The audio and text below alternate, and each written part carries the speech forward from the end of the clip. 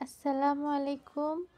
আজকে আপনাদের মাঝে শেয়ার করব ফুলকপির ডাঁটা রান্নার রেসিপি।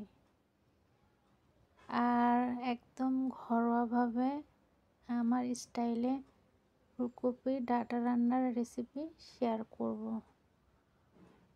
দিয়ে দিলাম তেলের মধ্যে দিলাম পেঁয়াজ, কাঁচা পেঁয়াজ দিয়ে দিলাম। কাঁচা পেঁয়াজের সাথে দিলাম আস্ত কাঁচামরিচ। আজকে একদম ঝোল ঝোলভাবে ফুলকপির ডাঁটা রান্না করব। পরে দিলাম আদা বাটা, রসুন বাটা। আদা বাটা এবং রসুন বাটাকে ভালোভাবে ভেজে নিব তেলের মধ্যে। ফুলকপির ডাঁটাও খেতে কিন্তু অনেক মজা আছে। অনেকে ফুলকপির ডাঁটা ফেলে দেয়, কিন্তু ফেলে না দিয়ে এই ডাঁটাকে বিভিন্ন রকম ভর্তা বানিয়ে রান্না করেও খাওয়া যায়। আজকে আমি রান্না করলাম শোল মাছের মাথা দিয়ে, অনেক মজা হয়েছে, তাই ভাবলাম আপনাদের মাঝে শেয়ার করি।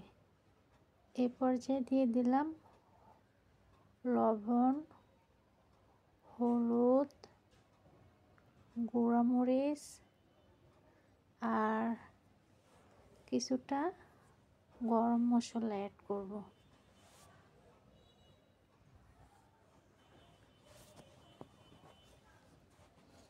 কোনো কিছু না ফেলে দিয়ে ভালোভাবে এক দিন এক একটা আইটেম বানিয়ে খেলে কিন্তু অনেক মজা।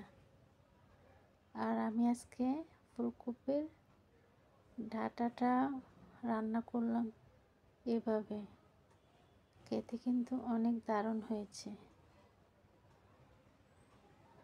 মশলাগুলোকে একদম ভালোভাবে কষিয়ে নিতে হবে। মশলা যত ভালোভাবে কষানো যায় তত কিন্তু তরকারির স্বাদ বেড়ে দ্বিগুণ হয়ে যায়। এই তো আমাদের মশলাগুলো একদম ভালোভাবে কষানো হয়ে গেছে। এ পর্যায়ে দিয়ে দিব রুই মাছের মাথা। আমি রুই মাছের মাথা ভেজে রেখেছিলাম, খুব ভালোভাবে ভেজেছিলাম, তাই রুই মাছের মাথা দিয়ে দিলাম। আর আমি ফুলকপির ডাঁটাগুলো তেলের মধ্যে হলুদ এবং লবণ দিয়ে খুব ভালোভাবে ভেজে রেখেছিলাম। অলরেডি আমার এই ডাঁটাগুলো ভাজা এবং কিছুটা সিদ্ধ আছে, তাই আমি এই পর্যায়ে ভালোভাবে এটার সাথে মশলার সাথে মাছের সাথে ভালোভাবে এটাকে নেড়ে চেড়ে মশলার সাথে অ্যাড করে নিব। আর কিছুটা দিয়ে দিলাম আস্ত ফুলকপি। আপনারা চাইলে ফুলকপি দিতেও পারেন, না চাইলে শুধু ডাঁটাটাও এভাবে রান্না করে খেতে পারেন। ডাঁটাটা ভাতের সাথে না, খালি খালি খেতে কিন্তু অনেক মজা। তো দিয়ে দিলাম, এখানে আমি অ্যাড করছিলাম কুসুম গরম পানি,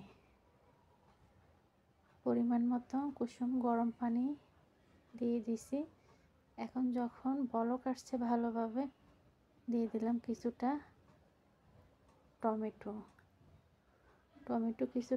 টমেটো দিয়ে এখন রান্না হওয়ার জন্য অপেক্ষা করব। আজকে একদম বেশি করে তরকারি রান্না করলাম, পাতিল ভরে ঝোল ঝোল হবে। তরকারিটার মধ্যে আমি ঝোল রাখবো, শুকিয়ে ফেলবো না। এভাবেও তরকারি আমার মাঝে মাঝে খেতে অনেক ভালো লাগে। ফাইনালি আমাদের তরকারি রান্না হয়ে গেছে। এখন আমরা ধনিয়া পাতা দিয়ে পরিবেশন করব।